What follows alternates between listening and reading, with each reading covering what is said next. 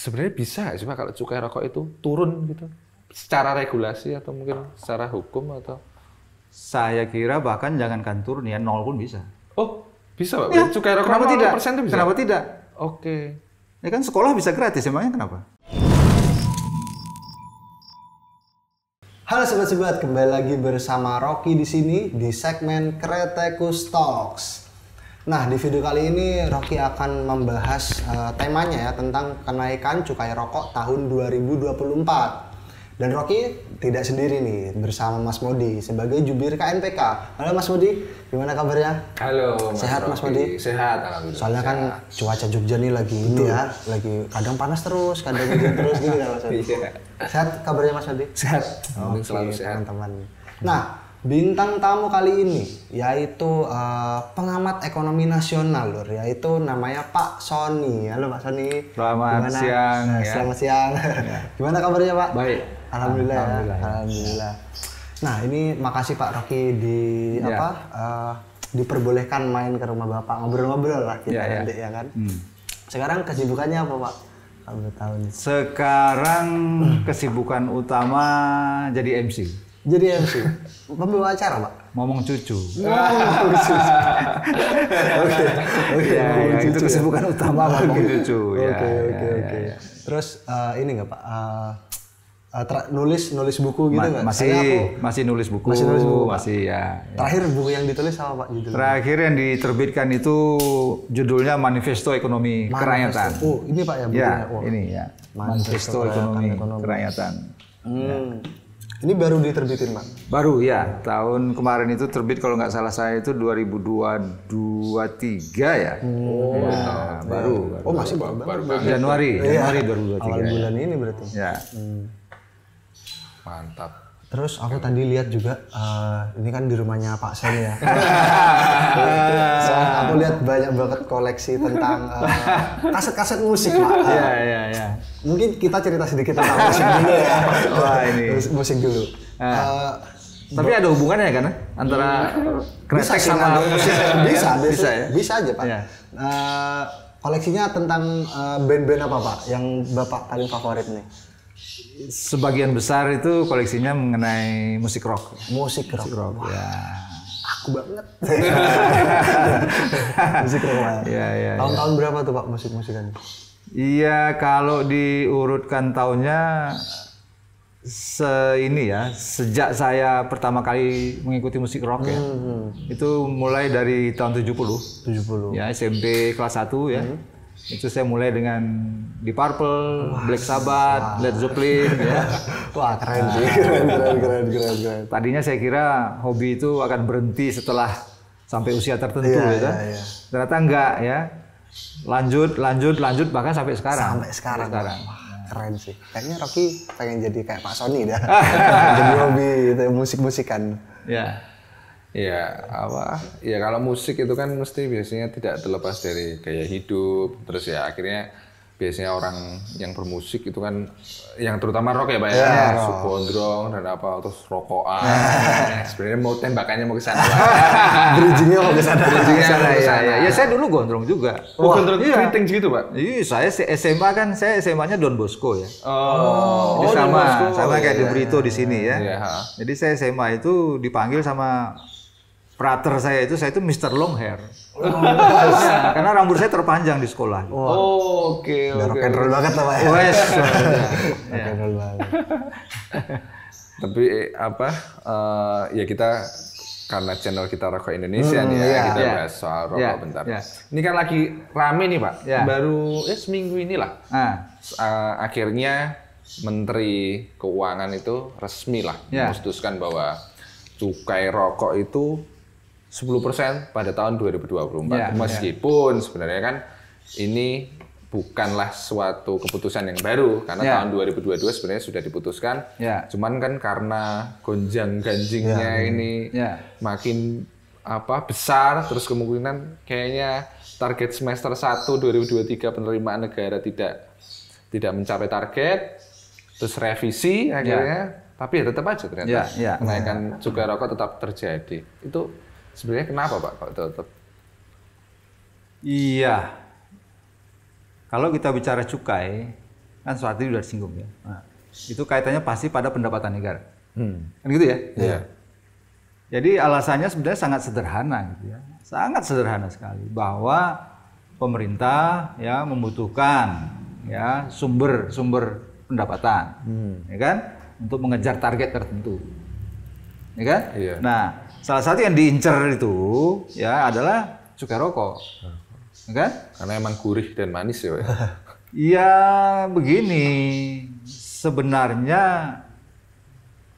ini sangat tergantung paradigma ya. Oke. Ini memang persoalannya simple ya, simple hanya masalah duit ya, mau dapat duit berapa. Tapi kan persoalannya kemudian adalah kan banyak pilihan, ya. Iya. Ada pajak, ya kan? Ada sumber-sumber lain ya, pendapatan negara bukan pajak, ya kan? Ada cukai rokok, ya. Iya. Dan ada banyak lagi komoditas-komoditas lain yang bisa diincar gitu. Betul. Kan gitu ya. Nah, pertanyaannya kemudian adalah, oke, pemerintah butuh duit, yes. Tapi kenapa? Ya kan? Yang diincar rokok. Nah, kan gitu. Kenapa bukan yang lain? Kan ini jadi soal. Jadi ini ya memang ada sangkut pautnya gitu tadi yang saya sebut dengan paradigma. Yang dominan gitu ya. Jadi kita ini kan juga ingin sekali mencapai pertumbuhan ekonomi. Oke. Ya, jadi ini ideologi dasarnya. Ya. Nah, kalau misalnya pajak yang dinaikkan, itu mungkin bisa mengurangi gairah investor untuk berinvestasi. Oke. Jadi dia kontradiksi dengan target mengejar pertumbuhan.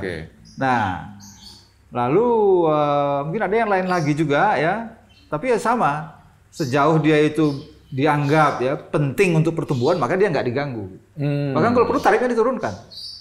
Oke. Ya, jadi misalnya untuk investasi itu kalau perlu kita memberikan tax holiday. Tax holiday. Ya kan? Supaya investor datang. Kan gitu. Nah, ini kan kelihatan sekarang. Ya, kira-kira kalau rokok sama pertumbuhan itu gimana gitu ya? Ya kan? Ya. Nah, pertumbuhan gimana? Nah, menurut, nah ini kan kemudian ya dicari-carilah ya penjelasannya. Menurut salah satu penjelasan, terutama dari sudut kesehatan, ya kan? Ya rokok itu dianggap kontribusinya negatif. Nah, kenapa? Karena orang kalau merokok lalu menjadi kurang produktif. Katanya, kan gitu ya. Ya Pak Sony enggak ya? Iya. Ya kan katanya kan begitu. Terus ada lagi yang bahkan lebih serem ya menjelaskan. Orang miskin, ya kan diberi bantuan. Itu ternyata bantuannya tidak dipakai untuk menanggulangi stunting gitu ya. Tapi malah dipakai bapaknya untuk merokok ya. Jadi lalu seolah-olah lalu jadi ada alasan gitu ya. Alasan yang sifatnya itu sedikit ya rasional gitu ya, untuk membenarkan bahwa rokok aja yang diincar, dinaikkan. Dan itu sudah dilakukan bukan baru ya. Sudah saya ikut data itu sudah 12 tahun terakhir ini tuh rata-rata tiap tahun 10% naik. Iya, 2 digit pasti. Iya, 2 digit. Jadi kalau kita hitung dalam 10 tahun terakhir itu minimal cukai rokok itu sudah naik 100%. Kalau dalam... Iya, dalam 10 tahun terakhir ya, sudah naik kira-kira 100%. Ya kan? Iya. Dan tadi itu ya dia selalu dicoba dibenarkan. Nah, ada pembenaran. Ada pembenaran ya, dibenarkan bahwa rokok itu tidak baik untuk kesehatan. Nah, jadi inilah ya yang kemudian menyebabkan lalu setiap kali ada kebutuhan dana dicari-cari pos mana yang mau digenjot, ya kan? Itu yang paling mudah diincar itu ya cukai rokok.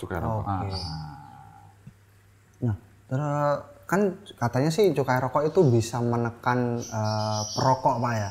Tapi nyatanya kan nggak terlalu begitu menekan gitu loh Pak. Nah, menurut Bapak tuh gimana Pak?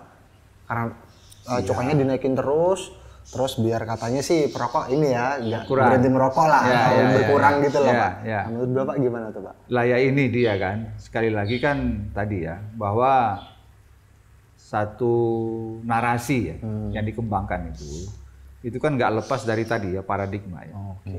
Oke, paradigma. Jadi dicobalah dibangun kan argumen tadi ya. Termasuk tadi ya soal bahwa kalau cukainya naik, rokok jadi semakin mahal, lalu orang rokoknya turun. Tapi saya kira begini ya, justru, nah ini dari sudut pengambil kebijakan, kenapa mereka nekat ya menaikkan tarif cukai rokok itu terus-menerus, ya justru mereka sadar, ya mereka sadar betul gitu, bahwa ada ketegaran gitu ya dalam merokok. Oke. Itu sudah dia tes berkali-kali. Ya, naikin, turun nggak? Enggak. Naikin lagi, turun nggak? Enggak. Oh, berarti ini aman. Naikin terus. Naikin terus. Aman, ya, gitu iya, karena ada tadi ya kekakuan ya. Iya. Jadi istilahnya itu elastisitas ya kalau dalam bahasa ilmu ekonominya. Itu rokok itu nggak begitu gampang terpengaruh oleh harga. Ya. Kenapa? Mungkin penjelasannya ya tadi ya. Satu, mungkin ada yang mengatakan karena rokok itu ada unsur adiktif. Ya. Kan gitu. Ya.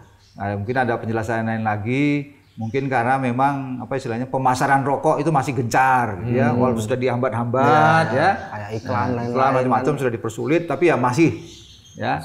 Jadi mereka melihat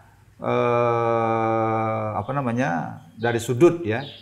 Tadi dampak pengurangan ya itu nggak terlalu. Jadi mereka melihat malah ya ini masih ada potensi untuk terus bakal naik terus. Ya, bakal naik terus ya. Jadi memang targetnya bukan untuk mengurangi orang merokok, tapi ya kan? Tadi simpel aja. Pokoknya mencari tambahan sumber pendapatan negara. Berarti poin utama dari poin utamanya itu udah. Ya, dari semua gemuran-gemuran itu tadi. Ya. Padahal ya sudah tahu loh kayaknya negara itu bahwa cukai rokok naik, terus pasti peredaran rokok ilegal kan meningkat dan tahun lalu Sri Mulyani yang bilang peredaran rokok ilegal itu mencapai 54%, lebih banyak daripada rokok ilegal kan. Dan itu akhirnya mungkin setelah itu tembus namanya operasi gembur rokok ilegal yang tiap tahun angkanya selalu bertambah. Bahkan tahun ini aja Pak, baru triwulan pertama itu udah 400 juta batang. Gitu. Terus akhirnya muncul, wah ini kalau orang-orang mengkonsumsi rokok ilegal, pendapatan negara berkurang. Dan itu yang jadi tombak promosinya itu bukan lagi orang-orang Satpol PP dan Bea Cukai, tapi langsung bupati dan wakil bupati.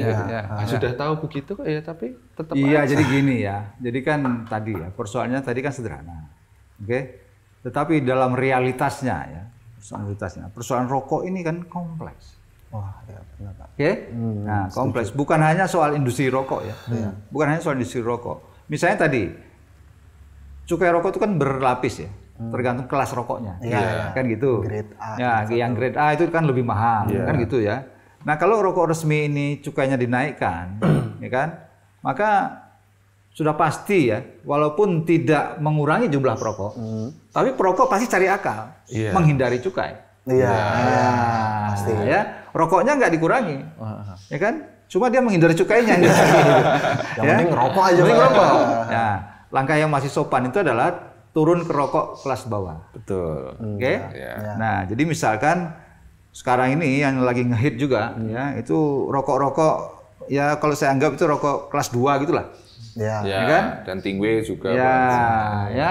Dan harganya itu separuh dari rokok yang tier pertama. Tier pertama. Nah, mereka berpindah ke sana. Tapi kan kemudian tidak tertutup kemungkinan ya, dan tadi sudah dapat angka-angkanya bahwa mereka masih cari akal lagi. Bukan hanya turun ke tarif rokok yang lebih murah, kalau bisa beli rokok yang nggak ada cukainya kan gitu. Lebih murah lagi. Lebih murah lagi lah ya. Jadi saya kira di sini ada faktor ya yang bukan hanya semata-mata ekonomi kan, ya bukan semata-mata ekonomi. Jadi walaupun secara ekonomi itu sebenarnya sudah bisa diprediksi, ya kalau orang dipersulit di komoditas utama, mereka pasti nyari yang pengganti, pengganti, ya. Nah tetapi kan di sini bukan semata-mata ekonomi lagi gitu ya. Kenapa? Karena di sini juga ada aspek sosiologi, gitu kan? Banyak aspek lainnya, Pak. Ada aspek antropologi, ya kan? Nanti kalau kita bicara bisnis rokok secara keseluruhan, itu bukan hanya soal pabrik, ya. Ya memang ada pabrik besar, pabrik sedang, pabrik kecil. Tapi kan bukan hanya itu, ya. Nanti ada petani tembakau, pegawai pabriknya, kan gitu ya. Jadi saya sedih itu baca. Nah ini yang prihatin gitu ya. Jadi beberapa pedagang kecil di Klaten itu. Oh, di Klaten. Ya di Delanggu naik itu ya. Iya. Itu ditangkap dan didenda. Karena jual rokok ilegal. Oh. Dan itu yang jualan itu simbok-simbok gitu ya. Dia ini nggak ngerti gitu ya. Ngerti apa nggak ngerti kita walau alam ya. Ya. Tapi dia jualan kayak gitu, lalu kena denda 1 juta, 3 juta. Oh. Ini kan masalah ya. Iya. Negara kejam juga ya Pak ya? Wah, ya kan? Lah kulo jane boten ngerti ya kan gitu ya kata simbok-simbok gitu ya. Main di TV gitu kan. Iya sih, iya betul. Ya kan, jadi ya inilah yang saya ingin katakan ya, bahwa masalah ini sebenarnya kompleks, ya kan, nggak bisa direduksi ya dengan hanya menggunakan satu paradigma, kan, seharusnya berbagai dimensi ya dan bahkan berbagai paradigma itu dimasukkan ya dalam merumuskan kebijakan. Tapi kan seringkali memang pemerintah itu kan mau cari jalan pintas saja, Betul. ya nggak mau terlalu repot, ya kan, mau cepet aja gitu ya, itu masalahnya. Kalau ini Pak, menurut Bapak, kenaikan cukai itu membantu industri hasil tembakau atau sebaliknya Pak? Kenaikan cukai ini ya? Ya, jadi begini, kalau dikaitkan ke industri ya, saya kira kan industri sudah jelas teriak. Iya. Nah, kan itu sebenarnya kan kelihatan ya. Iya. Kenapa? Karena pertama tadi ya, karena rokok itu juga ada grade-grade-nya, ya kan? Lalu ketika cukai naik, yang terpukul pertama itu kan yang grade A pasti. Betul. Oh iya. Kan gitu ya, grade A. Ya mungkin dari sudut industri besar terpukul. Tapi pada saat yang sama itu kan juga membuka peluang pasar ya bagi pabrik rokok di level bawahnya. Iya, benar. Ya kan? Mereka booming ya ketika beralih Pak. Ya, itu tadi, beralih ya. Nah, makanya kan kemudian kita akhirnya kalau di sini ya dikaji lebih dalam ya, terutama kalau dikaitkan dengan alasan utama tadi soal kesehatan misalnya. Tanya sekarang begini. Kalau konsumen ya beralih dari rokok keluaran grade A ya ke rokok yang separuh harga lebih murah, gitu. Pertanyaan sekarang adalah implikasi kesehatannya kalau benar ya ada alasan kesehatan. Kan gitu ya. Kalau memang main di kesehatan, mari sekarang kita lihat ya. Kira-kira ini dampak kesehatannya rokok yang separuh harga dengan yang ini gimana? Iya. Tapi itu jadi make sense sih Pak, karena kan penerimaan negara itu, khususnya dari cukai rokok, itu kan paling 72% itu dari golongan grade A. Ya. Nah, ketika orang-orang beralih, itu ya benar, apakah ada implikasi kesehatan? Nah ini nggak tahu ya penelitiannya kan? itu. Ya kan gitu ya. Jadi ya, ini bukan semata-mata soal ngejar target pendapatan ya. Ya, oke. Ya mungkin kita pikir bagus juga supaya rokok ini tidak dimonopoli oleh pabrikan besar. Ya mungkin bagus, ya kan? Jadi supaya bisa tumbuh juga pasar untuk rokok yang kelas 2, kelas 3 kan gitu. Tapi kan kita lalu menjadi kontradiksi dengan logika awal. Ya, katanya rokok mengganggu kesehatan, ya kan? Nah, sekarang kalau perokoknya beralih, ya kan? Ke rokok yang kelas lebih rendah, ya kan? Atau bahkan ke rokok ilegal, itu dampak kesehatannya gimana? Oke. Jadi bisa jadi, nah tapi ini kan perlu riset ya, perlu pembuktian ya. Bisa jadi tarif cukai yang naik tinggi itu bukannya ya memperbaiki kesehatan ya, tapi justru bisa merusak kesehatan.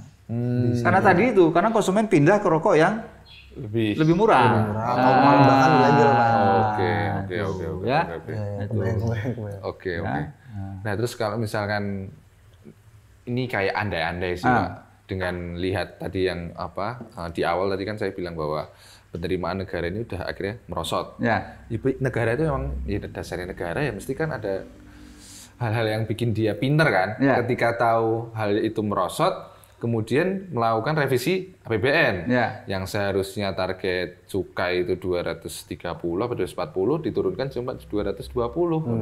Jadinya kayak wah, ini berarti ada alasan pembenaran untuk kemudian cukai rokok dinaikkan jadi 10%. Sebenarnya bisa nggak sih Pak kalau cukai rokok itu turun gitu? Secara regulasi atau mungkin secara hukum atau? Saya kira bahkan jangankan turun ya, 0 pun bisa. Oh, bisa Pak? Ya, cukai rokok kenapa tidak? 0% itu bisa? Kenapa tidak? Oke. Ya kan sekolah bisa gratis, emangnya kenapa? Oke. Ini menarik sih. Ya kan? Sebenarnya bisa Pak? Oh iya bisa dong. Ya itu kan tergantung politik ya. Tergantung politik ya. Jadi gini, kalau kita bicara APBN itu kan ada sisi pendapatan, ada sisi belanja. kan gitu. Iya. Berapa ya pendapatan yang dibutuhkan itu kan tergantung pada besar kecilnya belanja. Oke. Kalau belanjanya ditekan ya butuh pendapatannya juga berkurang. Oke. Kan gitu ya. Oh, itu sederhana sekali. Sederhana sekali. Jadi persoalan kita tadi bukan hanya kenapa rokok atau bukan rokok kan gitu ya. Tapi pertanyaan kita bisa lebih dalam sebenarnya. Ya. Kenapa belanjanya nggak diturunkan, gitu, nggak diminimalisir. Simpel aja, gitu. Kenapa belanja nggak dikurangi kan? Iya. Nah, emangnya belanja itu semuanya bisa dipertanggungjawabkan? Oke. Ya kan? Ini kan jadi persoalan serius ya. Iya. Nah, kita kan hari-hari ini semua sampai bosan lah gitu ya. Sampai bosan gitu ya. Ini ketangkep, kecekel, kan gitu ya? Iya. Nah, ini kecekel. Bahkan yang kecekel sekarang bukan lagi hanya di kementerian-kementerian atau birokrasi ya, bahkan di institusi-institusi ya, yang juga ditugasi menanggulangi korupsi kena kasus juga. Lah, iya itu kan. Dan semua orang tahu itu. Semua orang tahu itu pengetahuan publik kan, pengetahuan publik. Jadi ada problem dari segi belanjanya juga. Oke. Nah, jangan sampai rakyat itu kemudian berpikir khususnya perokok ini, ya. Wah, jane suka rokok munggah ki meng mergo ngongkosi korupsi lah. Kacau ya. Kacau. Nah, itu ya. Ya karena dia itu kan saling berkaitan satu sama lain. Makanya saya katakan, ya, ini jangan disimplifikasi. Ya. Nah, kalau mau lebih sabar gitu kan. Dengan menyadari tadi ya, kompleksitas masalah. Mulai dari aparat-aparat penegak hukum yang kena kasus korupsi itu dipertimbangkan. Terus termasuk tadi ya simbah-simbah di Gelanggu kena itu kasus itu rokok jual ilegal itu juga dipertimbangkan. Jadi sebenarnya kan yang diperlukan itu adalah ya bagaimana kita ngeblend ya paradigma yang macam-macam itu, oke? Dan itu kan metodenya nggak sulit sebenarnya, dialog. Mungkin tidak ada ruang terbuka. Kuncinya kan di situ aja sebenarnya, dialog, ya kan? Jadi kita perlu dengar aspirasi pabrik besar, pabrik sedang, pabrik kecil, aspirasi perokok, petani, ya kan? Termasuk tadi ya warung-warung ya. Jadi didengarlah ya semua aspirasi kan gitu. Baru dari situ kita bisa menghasilkan kebijakan yang lebih wise. Oke. Win-win lah Pak. Win-win ya. Jadi nggak semena-mena gitu. Oke. Kan khawatirnya kalau begini ketika Bapak tadi barusan bilang ya sebenarnya juga rokok bisa 0%. Kalau melihat kompleksitas maksudnya dari belanja, pendapatan atau jangan-jangan dinaikkan terus ada titipan kah atau bagaimana Pak gini jadinya? Nah, kalau saya sih memang ya, saya sih sadar betul gitu ya, sadar betul bahwa kita memang secara keuangan itu kan mengalami kesulitan. Itu sudah sama-sama kita sadari lah. Dan itu nggak terlalu sulit membuktikannya, gampang sekali. Buktinya apa? Bukti yang paling kasat mata itu adalah bahwa kita tiap tahun berutang. Oke. Nah, kalau orang nggak kesulitan uang ngapain berutang? Oke. Ya kan? Nah, jadi kan tadi ya termasuk ada pilihan ini, mau utangnya yang ditambah apa cukainya dinaikkan. Ini kan juga pilihan ya. Tapi bahwa kita tuh kesulitan tuh yes. Ya, bahwa kita terus berutang dan nggak pernah berhenti.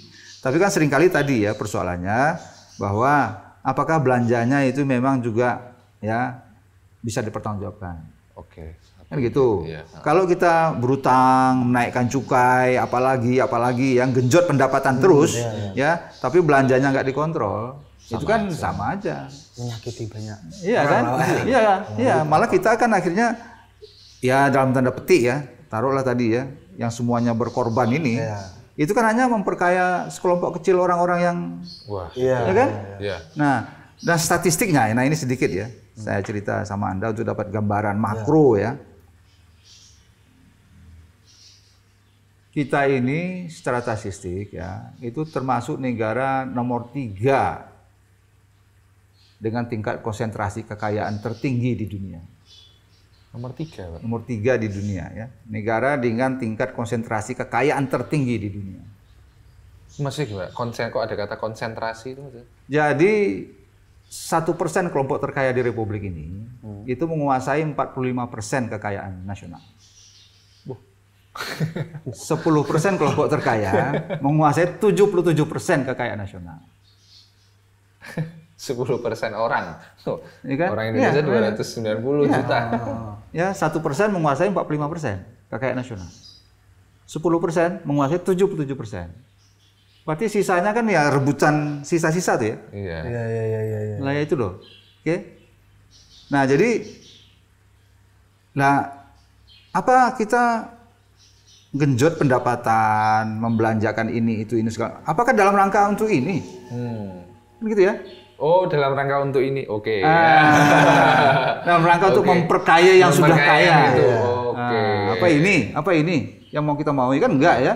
Nah, kalau kita konsisten dengan ideologi negara, itu kan mestinya yang sila kelima itu adalah keadilan sosial bagi seluruh rakyat Indonesia. Jadi kalau kita mau apa istilahnya ya, bergaya pokoknya rodok daki-daki gitu ya. Ya mbok ngerembuk cukai rokok itu juga ya diletakkan dalam konteks mewujudkan keadilan sosial bagi seluruh rakyat Indonesia. Tapi itu mungkin terlampau ini ya, terlalu dhuwur ya. Tapi mestinya kan gitu ya. Ya, karena setiap sen itu kan hasil jerih payah ya. Iya. Ya kan? Memangnya perokok itu dapat duit dari mana kalau enggak, ya kan? Mereka harus mana-mana juga cari uang kan gitu ya. Nah, ya jadi setiap pengorbanan itu mestinya diapresiasi kan gitu ya, diapresiasi. Nah, cuma tadi ya, kalau statistik makronya yang kaya makin kaya, yang miskin gitu ya, semakin banyak beli rokok ilegal, itu kan nggak benar. Iya. Ya. Nah, jadi kita mengambil kebijakan ya mengenai menaikkan atau tidak menaikkan ya cukai rokok itu harus diletakkan dalam konteks tadi saya kira seharusnya ya tetap dalam rangka mewujudkan keadilan sosial. Berarti itu bisa jadi ini apa ya, kebijakan cukai rokok di masa depan misalnya. Ya jangan sampai tadi ya jatuh korban simbol-simbol kan, jangan sampai perokok ini menjadi sakit kan. Itu kan harus dimasukkan semua dalam pertimbangan gitu ya. Jadi jangan terus cuma pakai kacamata kuda yang maju tok gitu kan. Iya. Yang kadang juga orang lupa itu bahwa ya rokok kan bahan bakunya tembakau. Ya. Semestinya dan kretek bahan bakunya tembakau dan cengkeh. Dan itu semestinya disadari betul oleh orang-orang yang pembuat kebijakan bahwa ini loh ada petani tembakau, ini loh ada petani cengkeh. Dan kadang-kadang petani tembakau dan petani cengkeh pun juga tidak tahu bahwa sebenarnya kamu tuh kenaikan cukai rokok itu berimbas sama petani tembakau dan petani cengkeh kan Pak? Sebenarnya begitu kan? Iya, pasti. Jadi kan gini ya, ada satu kemewahan dari kalangan atas, termasuk pabrik rokok. Ya, setiap kali mereka digempur, itu mereka bisa menggeser beban itu ke bawah. Gitu. Misalnya ini pabrik rokok yang punya rokok grade A, kena cukai tinggi sekali. Kan nggak terlalu sulit bagi dia.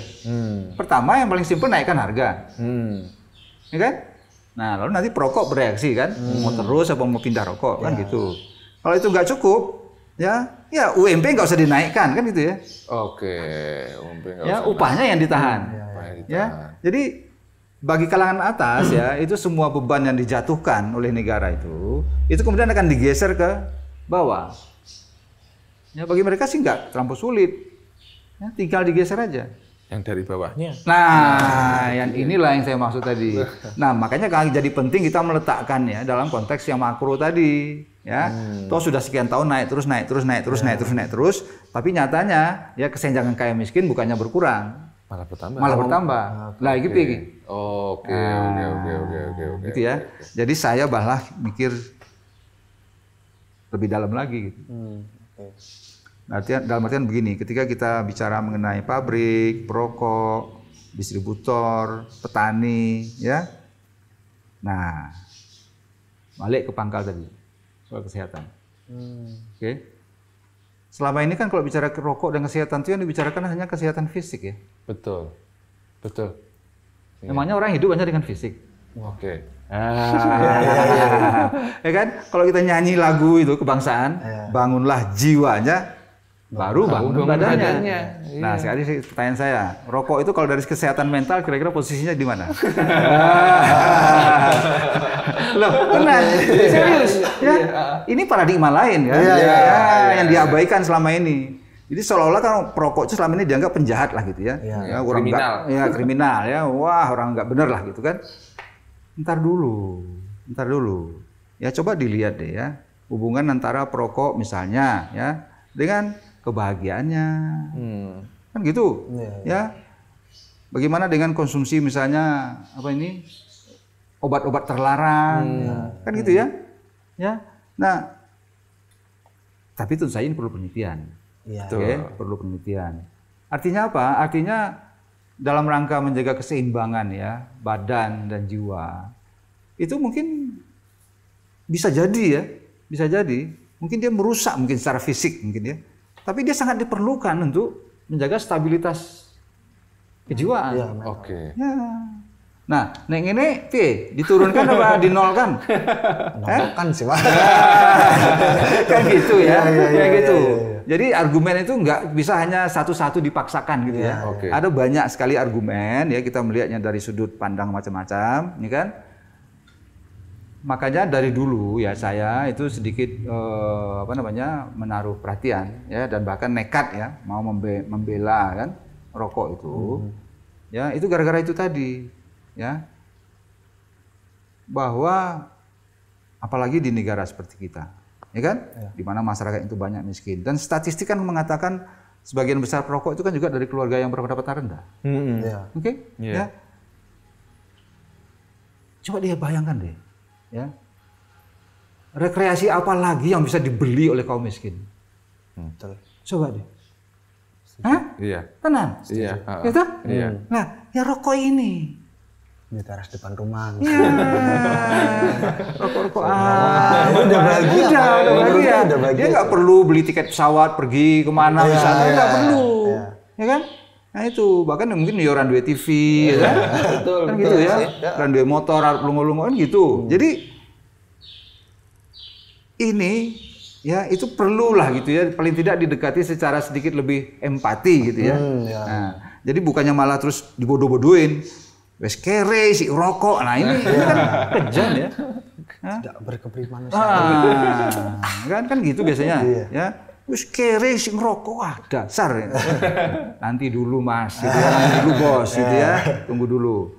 Jadi kalau saya itu digangguin teman-teman saya biasanya di kantor, di mana-mana gitu ya. Kok si ngerokok kan gitu. Gitu. Gini saya bilang, aku kini orang ngerokok. Gitu. Tahu nggak dampaknya apa? Gigit bojo. Gigit bojo. Ya itu bahasa ini ya. Artinya gini, kalau kita itu tidak bisa menenangkan diri kita, kan macam-macam bisa terjadi. Ya bisa ngamuan. Iya sih. Kan gitu ya. Nah, tapi kalau misalnya pas nesu terus untuk rokok, dirokok sih tadi rasido nesu. Kan gitu ya. Dirokok sih kan gitu jadi rasido nesu. Loh, itu kan penting ya. Penting, Pak. Nah ya. Dan uang nggak nesu jadi misalnya ada contoh itu ya. Daripada juga gelas dibanting ini kan. Ini rokok. Rokok kan gitu ya. Nah, ini tak ngerokok salah. Gitu ya. Nah, jadi ingin saya sampaikan itu adalah tadi ya, jangan mereduksi. Jangan menggampang ya, hanya melihatnya dari satu paradigma saja, ya pakai kacamata kuda. Jangan, ya. Ini masalah ini kompleks, ya, karena menyangkut nasib banyak orang. Ya, kita tahu perokok banyak, kan? Pegawai pekerja pabrik rokok juga banyak, petani tembakau juga banyak, kan gitu ya. Nah, jadi dimensi publiknya ini itu harus dimasukkan gitu ya dalam hitungan dalam mengambil keputusan. Baru bikin keputusan ini Pak ya, makan cukainya berapa atau makan bahkan bisa turun tuh Pak malahan. Bisa turun. Apalagi nah ini ya kalau pakai alasan yang dulu kita kampanye itu. Kan kita dulu kan intinya itu kan bikin menerjemahkan buku ya Nicotine War. Mungkin masih ada ya? Iya, masih. Nah, itu kan yang kita sebarkan kemana-mana. Kalau kita pakai paradigma itu, itu kan lebih ngeri lagi. Ya? Jadi perang rokok ini itu kan hanya sekedar ingin merebut nikotin untuk dijual dengan cara-cara lain. Betul. Oke. Lah, nek kowe piye? Ya kan? Lebih sebenarnya menolak tapi menolaknya gini. Jadi kan kesimpulan kita waktu itu adalah persoalan rokok ini itu kan hanya persoalan pertarungan raksasa. Ya, raksasa pabrikan rokok dengan raksasa farmasi. Kan gitu. Lah kalau itu soalnya lalu kenapa? Ini kan tadi ya, wong-wong cilik itu yang jadi korban. Ya, kenapa perokok, kenapa simbok-simbok, kenapa petani tembakau, kenapa pekerja pabrikan, kenapa ini yang harus dikorban? Berarti malah dampaknya lebih ini Pak ya, ke kalangan bawah Pak ya? Iya. Dampaknya dari itu tadi. Kan? Ya, itu tadi masalahnya. Jadi kalau kita bisa lihat secara komprehensif ya, terus dengan dialog, ya kan, sehingga kita kebijakan ini bisa diadres gitu ya, secara lebih tepat sasaran. Tepat sasaran. Jadi ya mungkin bukan cukai rokok dinaikkan, ya, mungkin kenapa tidak tarif PPH misalnya? Oke. Nah, wong sing segi banget Pak. Kamu itu aja. Iya. Kan gitu ya. Nah, lebih apakah itu bisa jadi rekomendasi untuk kebijakan tahun depan Pak kayak gitu? Enggak, sebenarnya itu sudah sering ya. Sudah sering dikemukakan. Tapi tadi itu kan ini kan ada argumen dengan kacamata kuda tadi ya. Bahwa investor itu pahlawan. Nah, nek dingelnya kok nggak jadi investasi. Ya, jadi ini loh. Ya, jadi sudah bias dulu. Ya kan? Bahkan investor itu digelar karpet merah kan gitu ya. Dikasih tax holiday. Nah, ini loh yang jadi soal ya. Jadi ya saya kira tadilah ya, perlu balance saja. Ya perlu balance. Kita tahu juga memang benar dari sudut rokok misalnya. Kita tahu juga bahwa memang benar bahwa pabrikan besar itu juga menghasilkan orang-orang terkaya secara langsung. Yes. Ini ya. Nah, ini kan juga bisa dibahas satu bab tersendiri. Ya kan? Satu bab tersendiri. Kenapa? Saya punya pembanding gitu ya. Kalau rokok itu memang misalnya ini dengan berbagai pertimbangan ya, itu bisa dikategorikan sebagai cabang-cabang produksi yang penting bagi negara dan yang menguasai hajat hidup orang banyak. Ini pasal 33 ya. Iya, pasal 33. Di Cina itu pabrik rokok semua BUMN. BUMN. Di Cina pabrik rokok semua BUMN. Tuh. Geger Pak kalau negara. Loh, makanya ini jangan direduksi tadi ya, jangan disimplifikasi gitu kan. Kalau memang ini penting ya kan, ya kita tidak ingin orang kaya raya dari industri tembakau, ya kan, bikin BUMN. Enggak. Masalahnya apa? Kan gitu ya, nggak ada masalah apa-apa. Ya. Kenapa BUMN jualan air, jualan listrik, ya kan? Buka bank, kenapa nggak jualan rokok? Keren sih. Banyak ya. Jadi kita tuh kaya gitu ya kalau mau dialog ya. Kalau mau dialog itu bisa kita kaya sekali. Tapi memang ya perkembangan terakhir ini, itu kan kekayaan para pabrikan rokok itu sudah mulai sedikit disalip gitu ya. Sekarang ini kan yang kaya raya itu yang masuk dalam bisnis IT. IT. Baik di tingkat internasional ya maupun di secara domestik ya. Jadi sekarang ini orang yang kaya-kaya itu orang main itu loh, main platform ya. Ini, ya kan? Nah, jadi pilihannya tuh banyak sekali ya. Ya, jadi kalau saya pikir termasuk mudah-mudahan dialog kita hari ini itu hanya mengajak itu aja ya. Marilah open minded ya kan, kemukakan dialog ya kan. Ya dengar berbagai itu sih, itu intinya itu aja. Mantap sih. Keren sih episode kali ini, episode kali ini ya. Kayaknya banyak banget ya yang bisa kita ambil ya dari pembahasan ini ya Pak. Ya juga membuka mata orang-orang juga ya kan dari pembahasan ini juga. Siapa tahu berpikirnya sama, oh ternyata kayak gini, cukai itu kayak gini gitu loh. Kayak gitu sih. Wah, keren sih episode kali ini. Mantap sih. Ada pandangan lain jadinya. Iya, banyak pandangan lain Pak dari itu. Wah.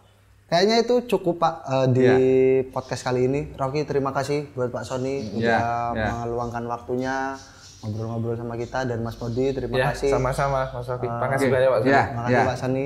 Dan buat teman-teman mungkin sekian dulu nih episode Kretekus Talks kali ini. Rocky nggak capek-capek ngingetin kalian, jadilah perokok santun dengan tidak merokok saat berkendara, di dekat ibu hamil, di dekat anak kecil, dan tempat yang dilarang. Jangan lupa like, comment, subscribe, dan share ke teman-temanmu. Sampai jumpa di video selanjutnya. Dah semuanya. Terima kasih Pak Sony. Terima kasih.